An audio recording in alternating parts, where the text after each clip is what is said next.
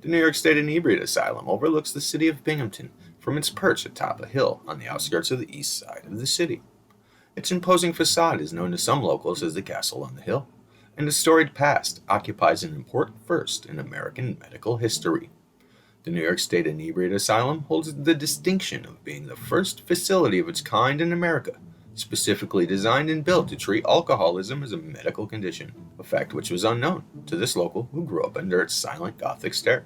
You see, in the period between the Revolution for Independence from that tyrannical king in England and the Civil War, which I'm sure they had a hand in too, America's attitude on alcohol, and specifically drunkenness, had dramatically shifted. Often it was drunkenness that was blamed for the country's financial woes.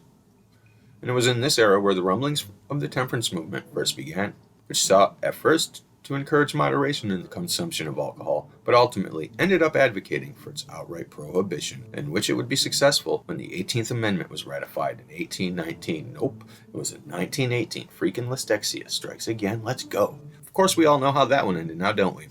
Let's just say we got two amendments out the deal, one canceling the other. Whole bunch of Tommy gun toting gangsters, and what would become NASCAR.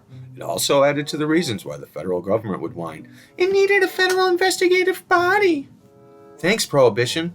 Yay. The New York State Inebriate Asylum was the brainchild of one Dr. J. Edward Turner, who outlined his plan for a thoroughly organized hospital where the inebriate would be seen as a terminal case of suicidal insanity that would be treated medically in his book, The History and Pathology of Inebriety, in 1854. His original banger of a name for the facility was going to be rolls right off the tongue. Here we go, folks. The United States Inebriate Asylum for the Reform of Poor and Destitute Inebriates. A name that, just conjures up wholesome images of what reform meant in the Industrial Revolution. Let's go. After seeing in the rules that the patients were to legally be committed by the courts for a year, which was to be paid in full in advance, with an additional $1,000 deposit for damages and a search party in case you escape. The terms poor and destitute are probably referring to the inebriate's spiritual situation and not their financial one.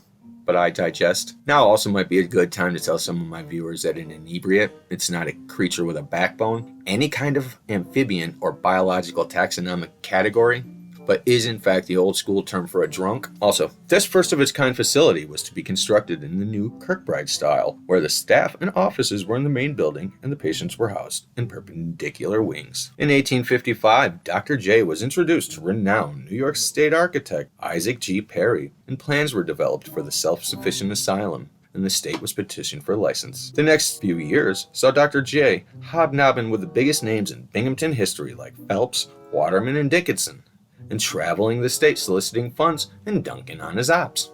A major method he employed was selling capital stock certificates for $10. These paper receipts reminded the buyer of their subscription and where to pay it. Check out the date on that one. 1858 saw the groundbreaking ceremony, and the cornerstone ceremony where in proper Binghamton fashion it would, as Dr. J records in his diary, rain cats and dogs.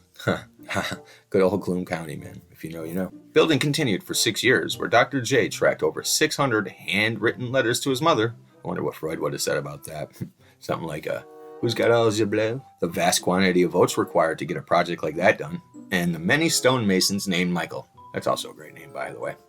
Finally, 1864 saw the first groups of patients move in and pay that $1,000 deposit, baby. 6 months later, our story takes the first of its dramatic turns when the East Wing catches on fire and Dr. J is implicated. According to a scathing letter Dr. J wrote to a local newspaper about why the asylum was ultimately closed, he claimed that in 1865 a new board was elected, and immediately large bills for services began coming in, and, quote, an era of reckless extravagance followed in which the patient was lost sight of, and an effort to make the asylum a more popular resort for the patient was made paramount to all other considerations, end quote. The tone of the letter is one of government corruption, where a shadowy cabal called the Utica Asylum Ring saw the asylum as a big cash cow, and with the help of a well-placed friend in the New York State government, they were able to gain controlling positions on the asylum's board of trustees. Dr. J resigned his position in 1867, and a series of corrupt directors came and went until the place was shut down in 1878, one of which was thrown out of one hospital position for drunkenness, and in Dr. J's estimation was far worse than the patients that he was overseeing. Another director implicated fire destroyed the North Wing in 1870, prompting a damning article from the local paper where the locals were growing increasingly tired of the shenanigans taking place at the Castle on the Hill.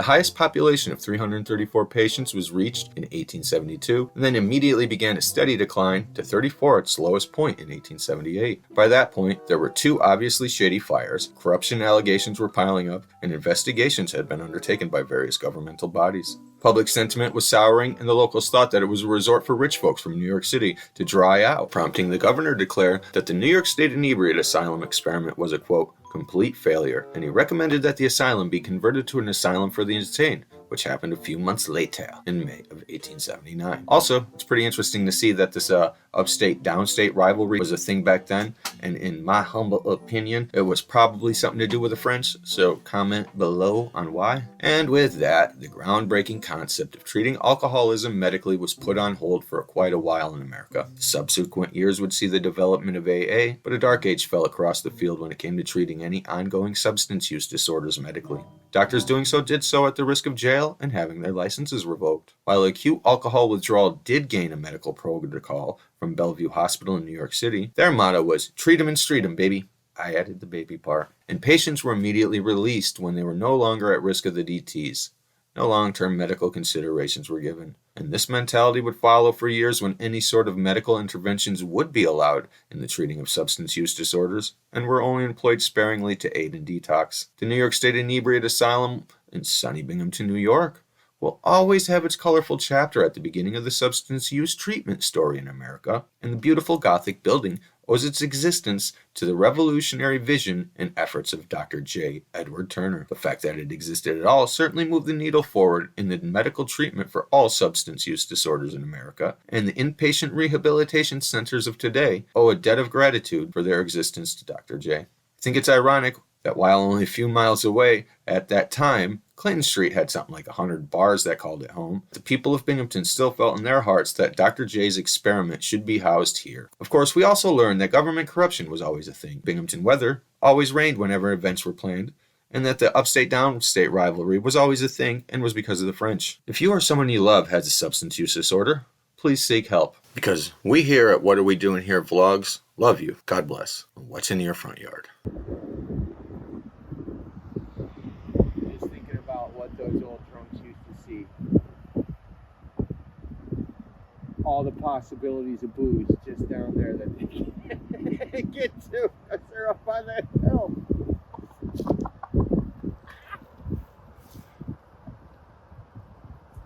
I cracked myself up.